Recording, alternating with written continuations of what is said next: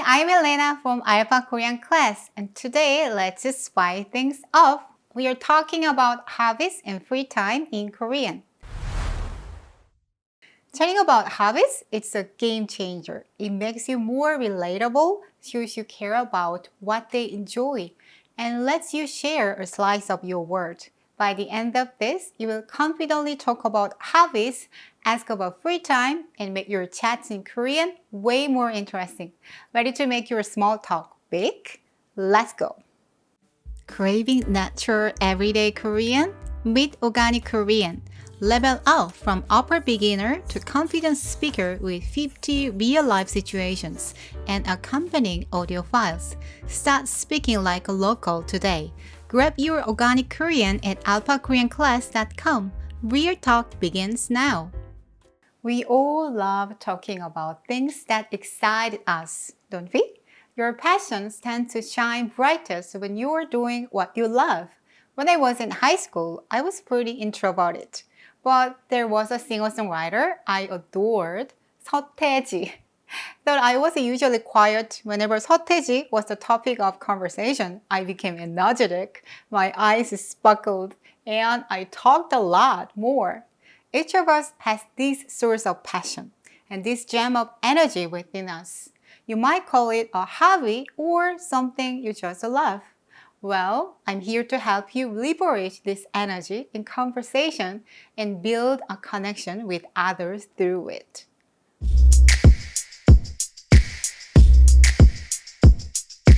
Alright, let's kick things off from the most fundamental questions. The first one is, 취미가 뭐예요? 취미가 뭐예요? This is the go-to question to break the ice. This can be casually thrown into the conversation when you first meet someone, say, after you've asked about their name, job, or age.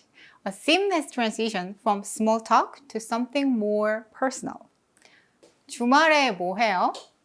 It's a perfect chit-chat starter with friends over a phone call or a text. It could be an indirect way to make plans or perhaps to build a more friendly rapport with a work colleague. In a dating scenario, it can be a softer move to check their availability or signal that you'd like to share your weekend with them. 뭐 하는 거 좋아해요? This question opens the door to a broader discussion about hobbies. It's a more casual and engaging approach than 취미가 뭐예요?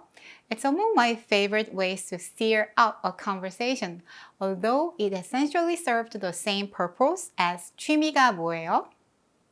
Next, 요즘 제일 관심 있는 게 뭐예요? The one-size-fits-all question.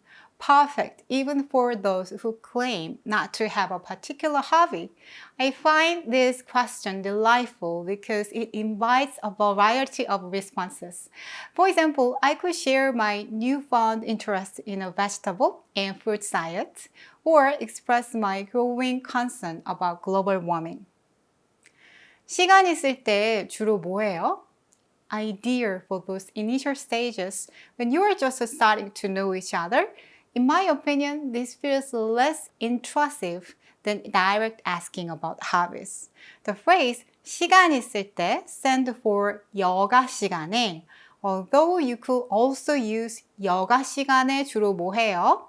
The phrase 시간 있을 때 주로 뭐 해요? is used more often in everyday conversation.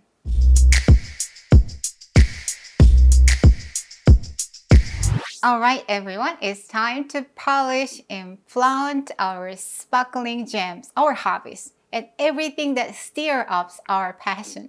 You might have stumbled upon the answer format like 제 취미는 something입니다. In some Korean language books or channel. 제 취미는 독서입니다. 제 취미는 음악 감상입니다. 제 취미는 사진 찍기입니다. Sounds familiar, right? However, if you try this in real conversation, it might come off as a bit stilted. You'd sound like you're answering a test question rather than having a natural chat. But worry not, I'm here to lend you helping hand. It's surprisingly simple. 독서를 좋아해요.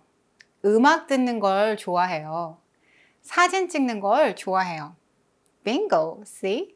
Responding with something을 좋아해요 sounds way more natural and makes you seem fluent in Korean.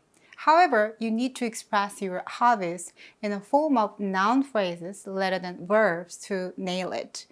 If you have a specific word like 독서 instead of 책을 읽는 것, you can say 독서를 좋아해요. But when you don't have a specific word, you need to go with the phrase doing something as in 책을 읽어요, not 책을 읽는 걸 좋아해요.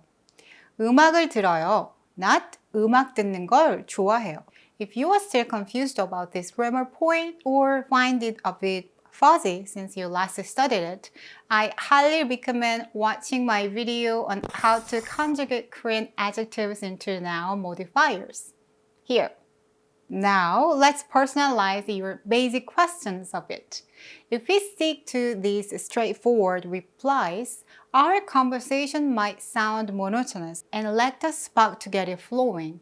The good news is adding just one little element can spice up your answer, making them much more engaging and attractive. And that magic word is 특히. 특히. 독서를 좋아해요. 특히 SF 소설을 좋아해요. 음악 듣는 걸 좋아해요. 특히 EDM을 진짜 좋아해요. 사진 찍는 걸 좋아해요. 특히 야경을 담는 걸 좋아해요. Doesn't that sound much more intriguing? If you want to level up your Korean, try to communicate more detailed information than your current speaking level like this. Okay, there's another magic word that adds a touch of reality to your answer. That word is 요즘. 요즘. 전 드라마를 좋아하는데 요즘 사냥개들 보고 있어요. 요리하는 걸 좋아하는데 요즘에 태국 요리에 관심이 많아요. As you can see, just by adding 요즘 to your line, it becomes more intermediate and relatable, setting up for compelling conversation. A similar term that can replace 요즘 is 최근. 여행 가는 걸 좋아하는데 최근에 베트남에 다녀왔어요. 저는 영화 보는 걸 좋아하는데 최근에 인도 영화에 푹 빠졌어요. How's that?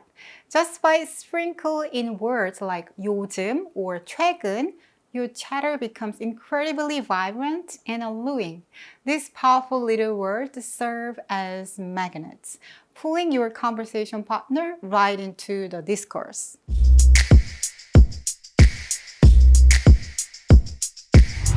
Reactions are the secret sauce of engaging dialogue, especially when your conversation partner begins to share their passions in greater detail. A well-timed response can be the difference between a standout shot and a fascinating exchange. So let's uncover some short and simple reaction that can infuse your conversation with an extra sprinkle of excitement. 진짜요? This is an ideal reaction to express a surprise and admirations and can be paired with a phrase like 대단하네요. 완전 멋있어요. For instance, if an American friend say 저는 요리하는 걸 좋아해서 이 김치도 직접 만들었어요. A perfect reply will be 진짜요? 대박! 진짜 대단해요. Similarly, if someone shares 저는 외국어 공부하는 걸 좋아해요. 한국어도 전부 혼자서 공부했어요. You could respond with 진짜요? 너무 잘해요. 발음도 진짜 좋아요. We have 우와, the Korean equivalent of the English word wow. This may be simple, but to pronounce it naturally, you will need some practice. So you could say 우와, 대단해요. 우와, 멋있어요. Okay? Now, let's learn how to encourage your conversation partner to share more about what they love. The goal here is to prompt them to talk more in detail. Remember these three magic words. 언제, 어디서, and 왜. If someone tells they enjoy reading, ask, 언제부터 책 읽는 걸 좋아했어요?